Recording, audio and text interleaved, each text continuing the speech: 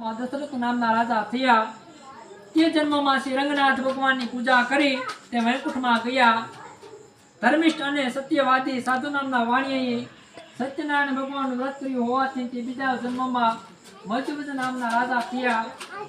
એ રાજા પાસે ભગવાનની અર્ધુશ્રી માગ્યું અને પોતાનું અર્ધું શરીર કરાવી અમારા ઘરે અને તે પણ સત્યનારાયણ ભગવાનની કથા નિમિત્તે તો રાજાએ પહેલા સત્યનારાયણ તમામ ગામજનો અહીંયા સાંભળવા માટે પધાર્યા છે।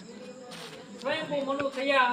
તેને પોતાની પ્રજાને સુખ આપે ભગવાનની ભક્તિ કરી અંતે તે વૈકુંઠમાં ગયા। ઇતિ સિદ્ધાંત પુરાણ રેવા કંઠે શ્રી સત્યનારાયણ દેવકી જય, લાલ કી જય, વાન કી જય, આન કી જય,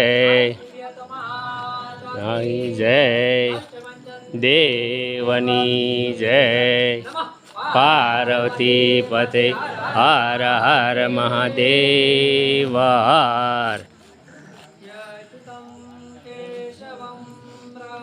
નારાયણમ દામોદરમ દેવમ હરિ માધવમ વિનાવલ્લભમ નાયકમ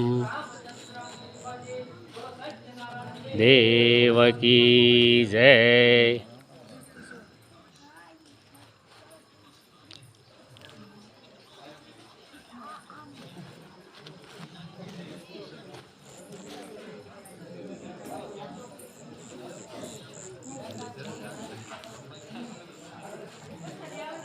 અમારા મોહન દાદા 92 વર્ષ થયા છતાં સાંભળતા નથી, પણ કથા શ્રવણ કરવા આવ્યા છે।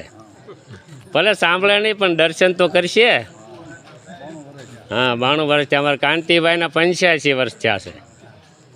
એવા જ અમારા નારાયણ દાદા બ્રહ્મદેવ, તેઓના 90 વર્ષ થયા છે।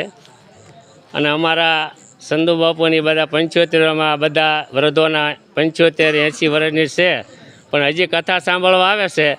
એટલે ગામડાની અંદર હજી એટલો ભાવ છે ભક્તિ પ્રત્યે। ધૂન હોય, કથા હોય, કીર્તન હોય, ગમે ત્યાં સર્વ ગામ હળી મળી અને ગમે તેને ત્યાં કોઈ પણ કાર્યક્રમ હોય, ભક્તિનો હોય, ધૂનનો હોય, સત્સંગ હોય કે કથા શ્રવણ કરવા માટે તમામ ગામજનો હળી મળીને બધાને ત્યાં સાથ સહકાર આપી અને પ્રસંગને ધન્ય અને ઉજ્જવળ બનાવે છે। એવા અમારું ગામ કેરાળા સરસ મજાનું નાનકડું ગામ છે। સદા મોટા મનના માણસો અંદર રહે છે। તો આવા ગામની અંદર ભાગશાળી લોકો જ વસે છે। કોઈ દોડધામ નથી કરતા, શાંતિથી બધા ગામની અંદર હળી મળીને રહે છે અને ખેતીની જે કાંઈ ઉપજ પેદાશ આવે તેની ઉપર નિર્ભર છે। બોલો સત્યનારાયણ દેવની જય।